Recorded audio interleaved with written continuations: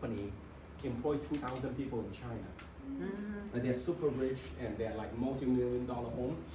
And when she came in, she meet all the challenges. Every time she come into a challenge, she wins because she has that kind of personality. Otherwise, I don't do. If I do, I want to be number one, right? And so she even went to the convention to share her experience. And I asked her, I said, Maria, you're so rich. Why do you do this business? And she says, I hate to miss any opportunity. Rich people loves money. Right. They know what money can do. So a lot of time when we do prospecting recruiting, we prejudge people that, oh, they're so rich, they don't want this money.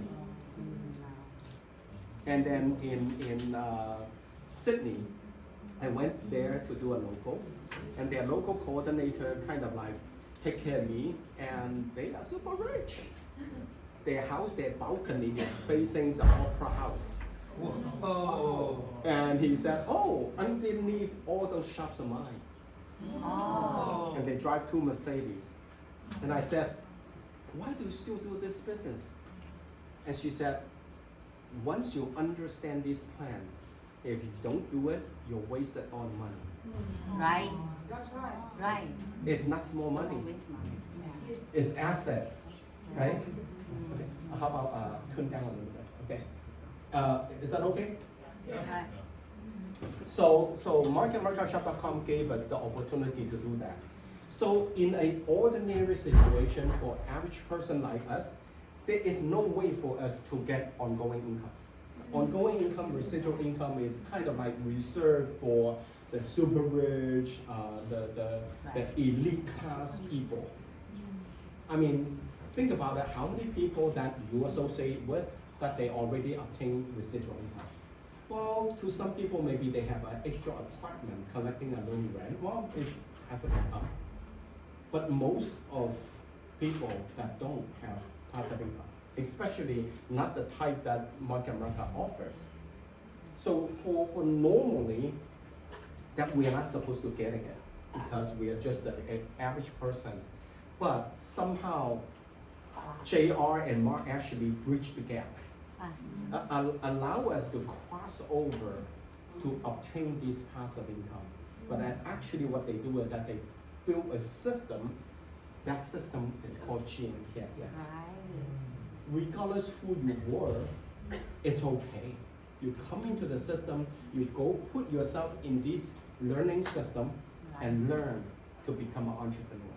Right. So a lot of people that we talk to, or maybe we talk to our people that kind of like referencing this business is about selling.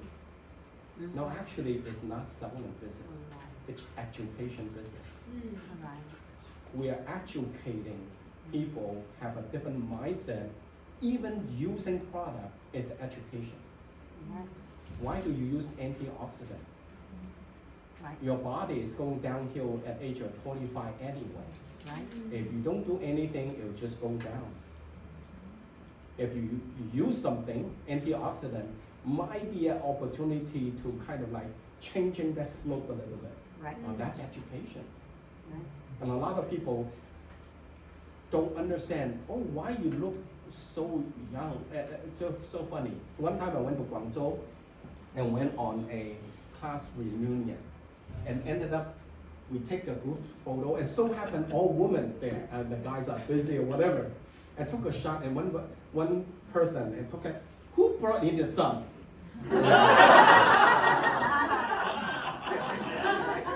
Well, I mean, people comment you that you look young and things like that, but they don't understand that I started taking care of myself 20 years ago. Right. And later on, I will share another story is that I step on the scale, my biological age is younger than when I started the business. So using the product is not only freezing your age, it's reversing age. Yeah. Right. Well, there's so many research out there, it can be done. So it's not we are nuts or anything, right? So we are doing education though. So that's why when you do the business, put yourself through the education system. That is almost the number one requirement. I mean, some people can sell something, but if they don't understand what they're doing with it, I mean, selling it is kind of like temporary. And if you can sell only by yourself, I mean, that's not residual income. You want everybody sells a little bit in your organization. That's also education, right? So it's very important. And then the another thing is that what makes us to do this business is that this stinky chart. Why I say a stinky chart? Because this chart got me in.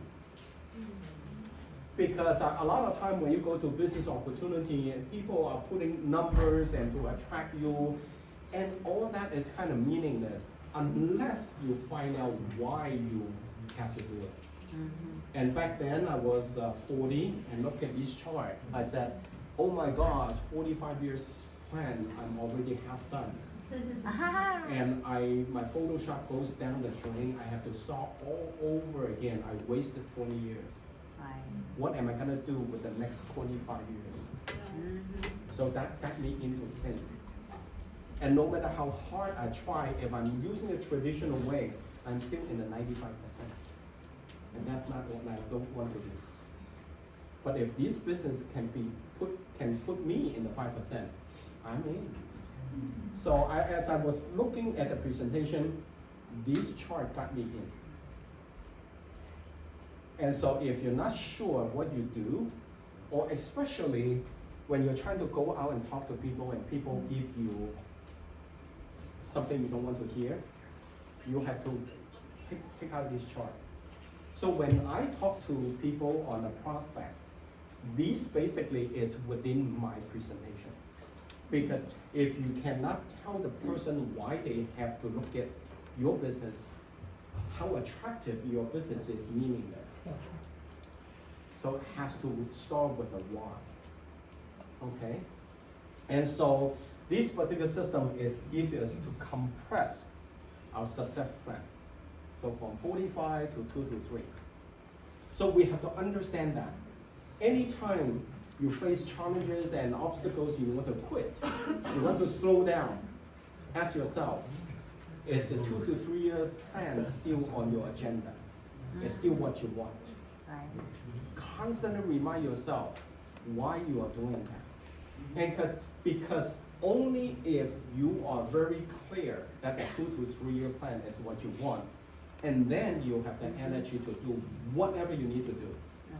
Since the average person is not reasonable to obtain ongoing income, so don't bargain with whatever you have to do to obtain that. Right. Right. This chart, this side is so important that a lot of time when we do the business, we pick and choose whatever we want to do, we like to do. But Shop.com 2 to 3 year is a one full course. Either you eat it or you eat everything. You do everything. You cannot pick and choose. Oh, I like to do retailing. I don't like to do prospecting. Well, you may make some retail profit, but very, very hard to make a residual income. Oh, I like to make do recruiting, but I like to sell something. For my story, it was a little funny because I have never come across network marketing in the past. None of my upline has never done network marketing in the past, even including Marion and James.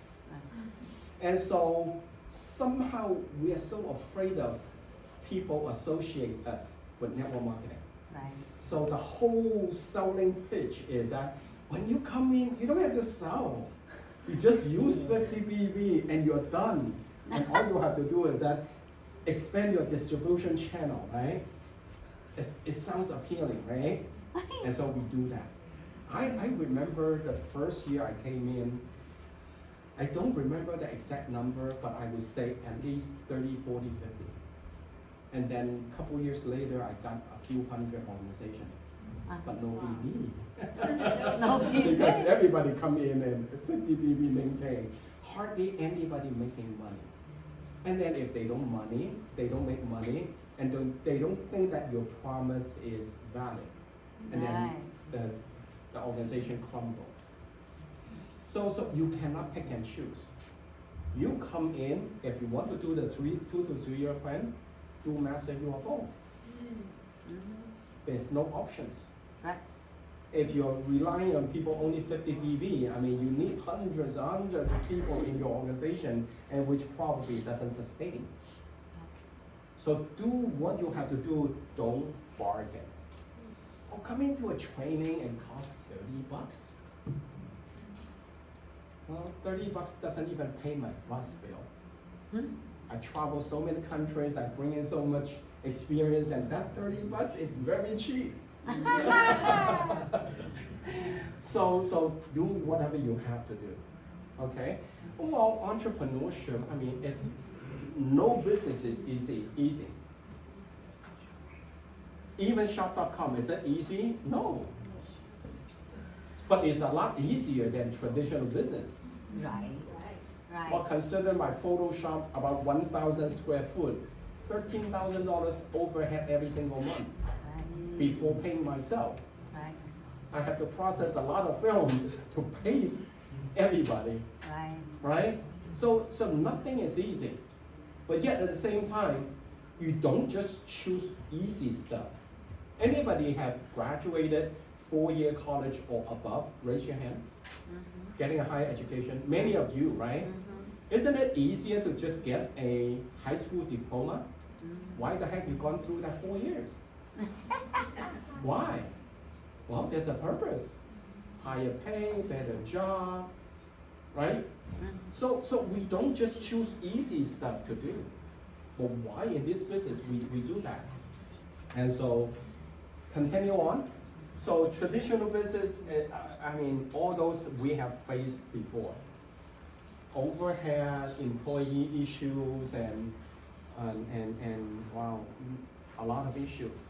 And what shop.com gave us is we can leverage other people's effort, time, money. That's leverage. When I started the business, I love that word, leverage. Because in life, everybody leverage you. Even your employee leverage you. Because you have to pay them first before paying you, right? But this business, you can leverage a lot, not to mention the system itself, right? And so that's the mission statement of our business, and I like it a lot. I mean, nowadays, since I talk at UBP and I talk about our mission statement, I start paying attention on other companies' mission statement. You go to their website, and some of them, you don't even know what they're talking about. I mean, they don't have a clear goal and objective. But I mean, this system is that it provides a system, not a business opportunity, but a system. What's the difference? Well, it has 31-year track record. Right. It's a proven system. Right. For entrepreneurs just like you and me, we can be an entrepreneur and get ongoing income, not just getting paid. Right. A lot of time when you go out and talk to people, and people are focusing on income, income can be less and more, can be short and long time. Right. But what we are getting is ongoing income. You build it once and you enjoy that residual income if you do it right. Right. And then to be financial freedom, and then how can we do that? Well, because we change the way people shop worldwide. And so their mission, the reason they are doing it is for my sake. My interest is within their interest. And that is the company is whether to partner with. If their interest only to answer their shareholder, what has anything to do with me, right? And not to mention the track record for the last 31 years and more than 50% payout to the person or the people who partner with them. And also some of the strength of this MPCP. And you don't have to take this picture, number one. This particular one is on standard E5. And number two, at the end of the presentation, I have a few QR code that you can download the whole presentation in the PDF file format, okay? Yeah, And so there is a lot of advantage within our system. So you definitely appreciate it. And so another mindset different from what we do normally is that we got our income and we spend most of it. Anybody here that you got your income, regardless coming from a job or a small business, you can save more than 50%. Can you raise your hand? You don't because you're afraid that somebody sitting next to you trying to borrow money from you. Well, in fact, it's very hard to save more than half. Why? Because the higher the income, the more expenses you somehow adjust to it. A nicer house, nicer car, so on and so forth, right? So if you only rely on your leftover to invest, and not to mention the return is limited, it's very hard to kind of like prepare yourself for the retirement. But what the shop.com concept is that you're leveraging your expenses to put into shop.com, and not only you do that, and you mobilize your whole organization and their customers to convert their spending into earning. And so the more people spend, the more money you make. So we are in the way, we are almost like recycling expenses. That concept is tremendous. That's what our shopping annuity means. Since you already spend the money, why not to put those money into this particular system, allow everybody to benefit it? And so we change the traditional model into allow us to be in part of the system, so to convert other people's spending into our earning. And so it's so revolution, and we are so unique. Okay, you have to understand this particular chart because a lot of people started this business as an employee. They work for somebody, and now they see this opportunity in start a business. As an employee, you're getting your pay right after that 2 week or 1 week or 1 month of work. So you are seeing your return is so kind of instant gratification. And then when you start this business, somehow your return is not directly tied into your effort putting in. Well, believe it or not, it still does, but in a longer term. So when you put some time in it, you don't see the result, and a lot of people, they already being discouraged because they don't understand this chart. Just like any business, it takes time and effort at the beginning to build the foundation. Anything, even you build a building. You see a building, do you know how much they dig down? Probably about 2/3 of the building. The same thing with this business. So once you understand that, you keep pressing on until someday about right here. What you put in is about equivalent to what you get out. And that point, it seems like a job. You got compensated for what you put in. But don't stop there. Because once you keep breaking this point, that's where you get residual income. Well, we all live in Southern California. How many people grow fruit tree in the backyard, front yard? Many of us, right? Yeah. I have like orange, tangerine, many other fruit trees because I don't grow anything. If anything doesn't give me fruit, I don't grow them. Being very realistic, huh? Because you know that when you go to Home Depot, you go to a nursery to buy that tree, when you dig a hole to put in there, for the next 2-3 years, it's not going to give you anything. But why do you still do that? And you very believe that after a few years, it's going to give you fruit year after year, year after year, year after year. That's our business. It's not hard to understand in this scenario, but somehow it's a little bit hard to understand by some of the people doing the business. But once you understand it, you're gonna be make a lot of money. Mm-hmm. So in our business, there are 4 stages that you can kind of like referencing how I do in this business, where I am.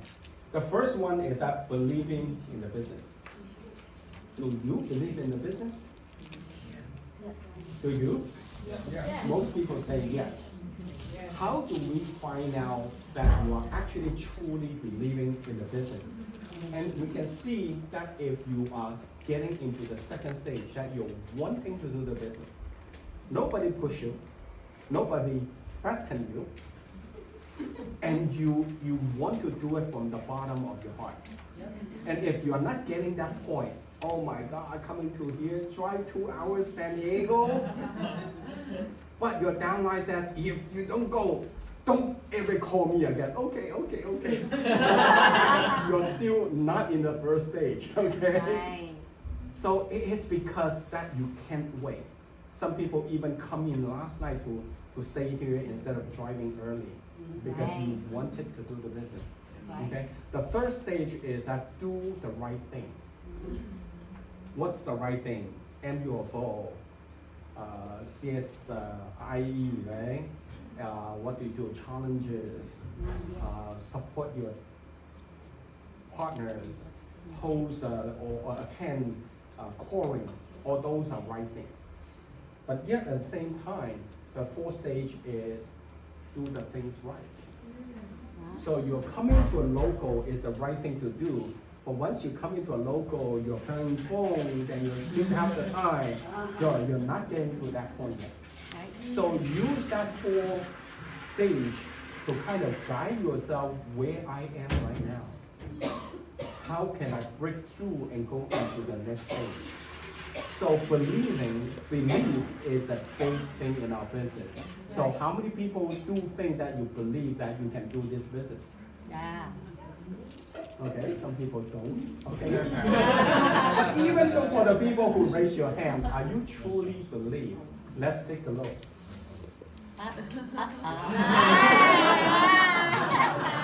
It's a lie between belief. So are you truly believe or you're fooling yourself, okay? So are you really being truthful for yourself or by, to yourself? Don't fool anybody. Definitely don't fool yourself, okay? So there are a few things that we have to take care of in terms of the attitude. One is that take ownership. It's very important because after all, your commission is only has something to do with you. It doesn't come into your upline bank, or the BV goes up, but the commission goes into your bank account, not going to your downline, and definitely not on the sideline. Right. So take ownership, do whatever it takes.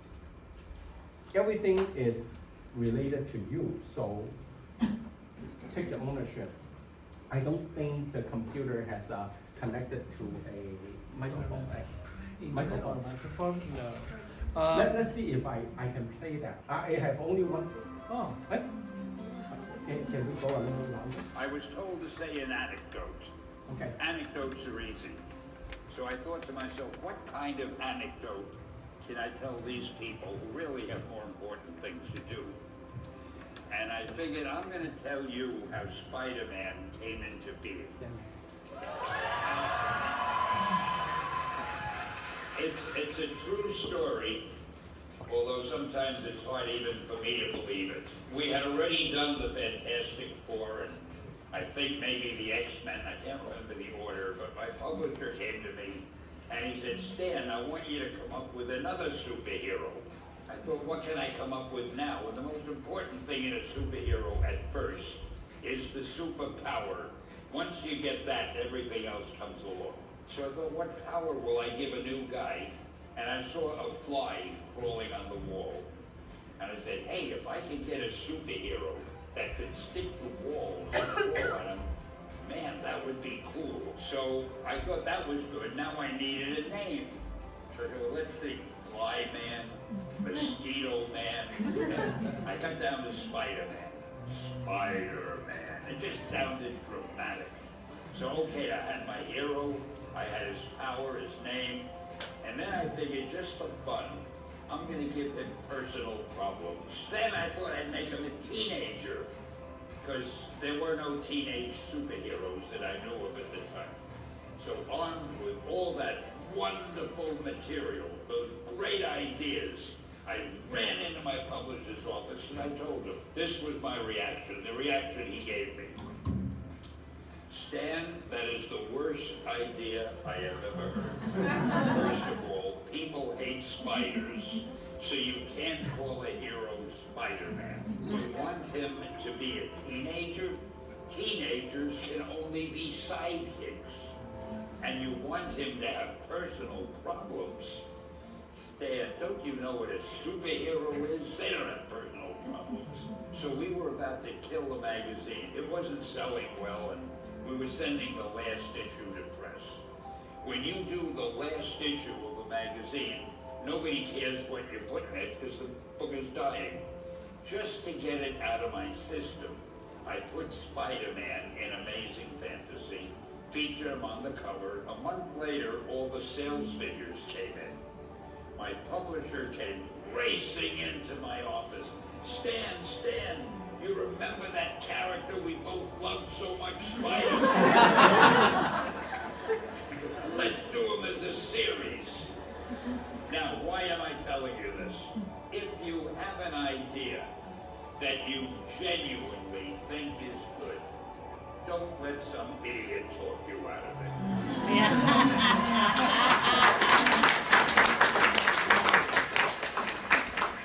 If it is something that you feel is good, something you want to do, something that means something to you, try to do it. Because I think you can only do your best work if you're doing what you want to do, and if you're doing it the way you think it should be done, and if you can take pride in it after you've done it, no matter what it is. So don't let idiots talk you out of something that you think is good. Just do your thing, do it as well as you, that's the important thing. Don't shirk. Whatever you do, give it your best shot. You'll be glad you did. Exactly. Well, how many of us that quit the business because we got people talk us out of it, right? And so love what you do, believe what you do, and if somebody doesn't want to do it, that's their loss. Yeah. We move on and continue to share with other people. Hi, too, I might be running a little late, okay? And so, next is take personal accountability. In this business, if you want to have no problem, it's very easy. Right. You sign up and don't show up again. You don't have any problem. But your business will not become reality either. Right. And as soon as you put your feet on and your hand on, it's problem. But problem is not the end of the world. Right. So all you have to do is deal with it, learn how to deal with it, Right. and most importantly, don't blame. Right. Anything happen in your life is for a meaning, for you to learn something. So always taking personal responsibility. And if you know English, read this book. I subscribe to Amazon, Audible. You got Audible, QBQ. Very good. Question behind the question. Anytime there's a problem surface, you ask yourself, what that problem teach me? What kind of lesson I'm going to be learning? So you don't point finger. Right. Okay, QBQ. Okay. And also, don't major in minor.